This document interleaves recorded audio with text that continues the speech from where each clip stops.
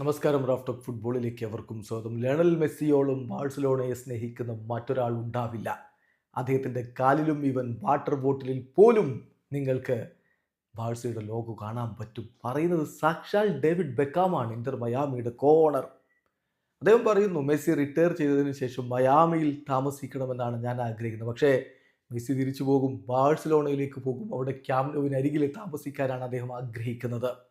ബെക്കാമിന്റെ വാക്കുകളിലേക്ക് നമുക്ക് പോകാം. ബെക്കാം പറയുന്നു, I would like Messi to live in Miami after he retires.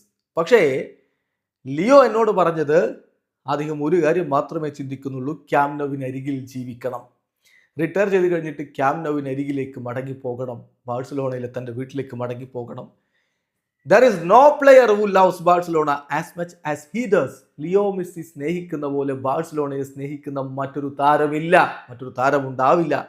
നിങ്ങൾക്കത് കാണാൻ പറ്റും. അദ്ദേഹത്തിൻ്റെ കാലിൽ ബാഴ്സലോണയുടെ ലോഗോ കാണാൻ പറ്റും. അദ്ദേഹത്തിൻ്റെ വാട്ടർ ബോട്ടിൽ നിങ്ങൾക്ക് ബാഴ്സലോണയുടെ ലോഗോ കാണാൻ പറ്റും. സോ മെസ്സിയെ പോലെ ബാഴ്സയെ സ്നേഹിക്കുന്ന മറ്റൊരാളില്ല എന്നാണ് ഡേവിഡ് ബെക്കാം പറയുന്നത്. വീഡിയോ അവസാനിക്കുന്ന ഫുട്ബോൾ ലോകത്തെ കൂടുതൽ വിശേഷങ്ങളുമായി റാഫ്റ്റ് ഓഫ് എത്താം.